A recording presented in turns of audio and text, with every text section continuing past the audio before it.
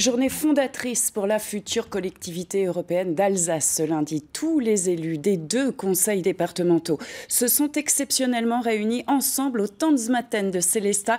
Première séance de travail depuis la déclaration commune de Matignon. Marie Coulon, bonsoir. Vous avez suivi sur place les discussions. À quoi concrètement a servi cette journée présentée comme historique ?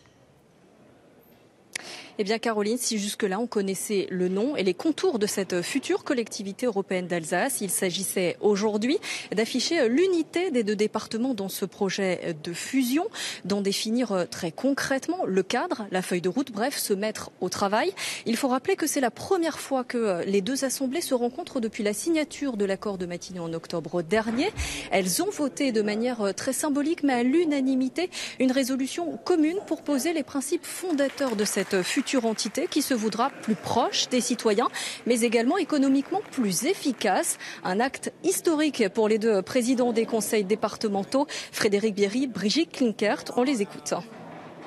Encore un grand moment. Nous avions eu bien évidemment le grand moment à Matignon qui était un premier acte officiel.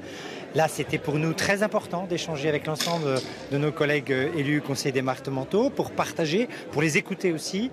Et donc, ça vient d'être validé là par l'ensemble des élus présents. Et c'est encore un moment qui nous donne encore plus envie. Nous avons réalisé un travail énorme ces derniers mois qui va permettre de faire revivre l'Alsace institutionnelle le 1er janvier 2021.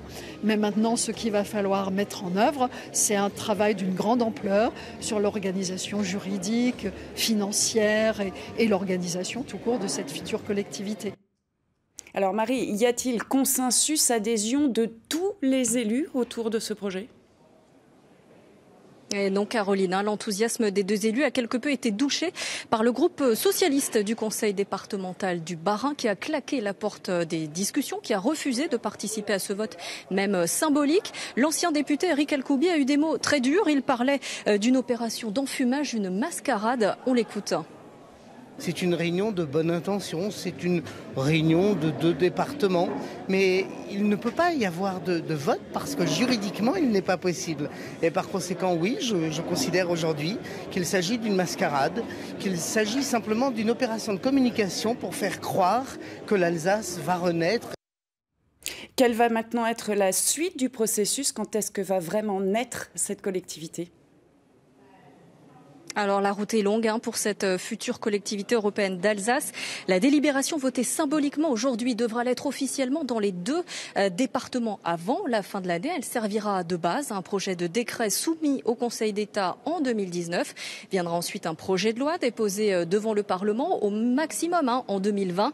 Il faut rappeler que ce super département devra voir le jour impérativement début 2021.